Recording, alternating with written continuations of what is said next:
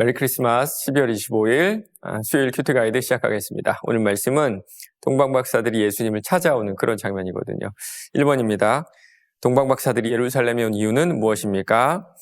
1절 2절입니다. 유대인의 왕으로 나신 이가 어디 계시냐? 우리가 동방에서 그의 별을 보고 그에게 경배하러 왔노라 하니. 박사들은 예수님의 별을 봤다라고 하죠. 그런데 여러분, 이 별이 예수님에 관한 것인지 이들이 어떻게 알았을까요? 민수기에 이런 말씀이 있어요. 24장 17절입니다. 내가 그를 보아도 이때 일이 아니며 내가 그를 바라보아도 가까운 일이 아니로다. 한 별이 야곱에게서 나오며. 한 별이 야곱에게서 나오며. 아마 동방박사들은 이 고대의 고문서들을 연구하는 점성술사가 아니었을까 추측해 보거든요. 그들은 구약 성경을 가지고 있었고 또 그것을 연구한 사람들이지 않았을까 생각해 보게 되고요. 또 이런 생각도 들어요. 이 사람들 혹시 유대인이 아니었을까? 바벨론에 남아있던 유대인들, 그러면 구약 성경을 알고 있는 것이 어쩌면 좀 당연한 일이잖아요. 뭐 어떤 추측이 맞든 간에 그 누군가는 아주 오래전에 이 하나님의 말씀을 가슴속에 품고 있었던 것이 확실합니다. 2번입니다. 그리스도가 태어날 곳은 어디입니까? 헤롯이 물어보니까 이 서기관들 그리고 대제사장들의 대답은 아주 간단하죠. 왜냐하면 한 7세기 전에 미가 선지자가 메시아의 출생지를 분명히 밝혀놓았기 때문입니다. 미가서 5장 2절이에요. 베들레헴 에브라다야 너는 유다 족속 중에 적을지라도 이스라엘을 다스릴 자가 내게서 내게로 나올 것이라. 그의 근본은 상고의 영혼에 있느니라. 모두가 알고 있었던 사실이었습니다. 그러나 정말 아이러니하게도 이 사실을 알고 있었던 그 종교 지도자들 그 누구도 예수님에게 찾아가지 않고 경배하지 않고 결국에는 가장 큰 대적이 되고 말죠. 3번입니다. 동방박사들은 아기를 보고 어떻게 합니까? 11절입니다. 집에 들어가 아기와 그의 어머니 마리아가 함께 있는 것을 보고 엎드려 아기께 경배하고 보배압을 열어 황금과 유향과 모략을 예물로 드리니라. 경배하고 예물을 드리죠. 그것도 아주 값비싼 예물이었는데요. 아마도 장차 왕이 되실 분에게 합당한 그런 예물이라고 생각했을 것 같아요. 동방박사들은 관례적으로 왕에게 드려야 될 고가의 예물을 예수님에게 드렸던 겁니다. 그리고 여기에 의미가 담겨 있어요. 황금과 유향은요, 왕에게 드리는 어떤 그런 일반적인 예물이었고요. 모략은 죽은 사람에게 드리는 예물이었거든요. 사람 죽었을 때.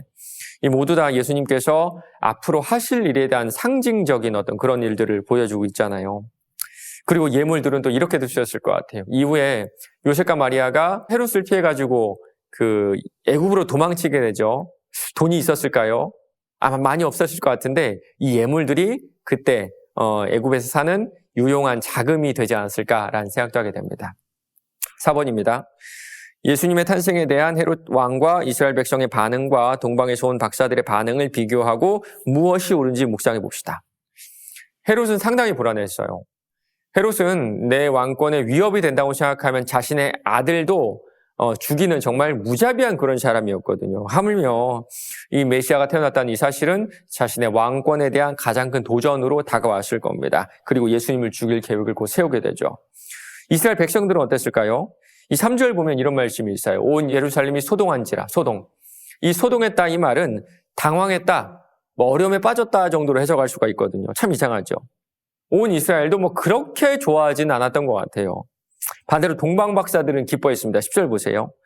그들이 별을 보고 매우 크게 기뻐하더라. 이들은요, 예수님 보기 위해서 정말 수천 킬로미터를 걸어왔습니다. 낙타를 타고 왔더니 말을 타고 왔든지 이동했다는 걸 알 수가 있거든요. 이런 생각 들어요. 여러분, 오늘 크리스마스죠. 누가 제일 기쁠까요? 가만히 생각해보면 예수 믿지 않는 사람들이 크리스마스를 더 즐기고 물론 의미는 잘 모르지만 훨씬 더 기뻐하고 있는지도 모릅니다. 크리스마스가 우리에게, 예수 믿는 사람들에게 정말 온전히 기뻐할 수 있는 그런 날이 돼야 하지 않을까요? 마지막 5번입니다. 독생자를 기꺼이 내어주신 하나님께 나는 무엇을 드릴지 생각해 봅시다. 우리가 무엇을 드릴 수 있을까요? 우리 아이들 영화부, 유아부 부르는 헌금송 중에 이런 게 있어요. 무엇을 드릴까? 사랑의 주님께 나아갈 때 무엇을 드릴까? 이런 찬양이 있는데 그 뒤에 뭐라고 나온 줄 아세요? 나의 마음과 정성 모두 모아. 맞습니다. 우리 하나님께서 우리가 가장 많이 받고 싶은 것은 다른 게 아니라 우리의 마음, 특별히 우리의 상하고 아픈 마음이에요. 시편 51편 7절입니다. 하나님께서 구하신 제사는 상한 심령이라 하나님이여 상하고 통회하는 마음을 주께서 멸시하지 아니하시리다. 혹시 이 크리스마스인데요.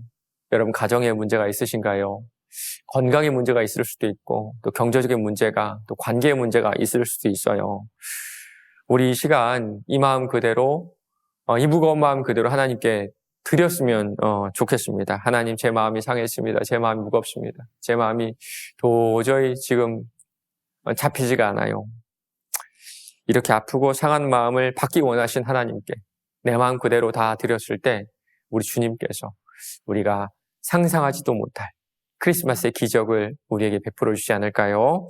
오늘 하루 주님의 탄생을 즐거워하며 나의 마음을 드리는 메리 크리스마스 되길 바랍니다.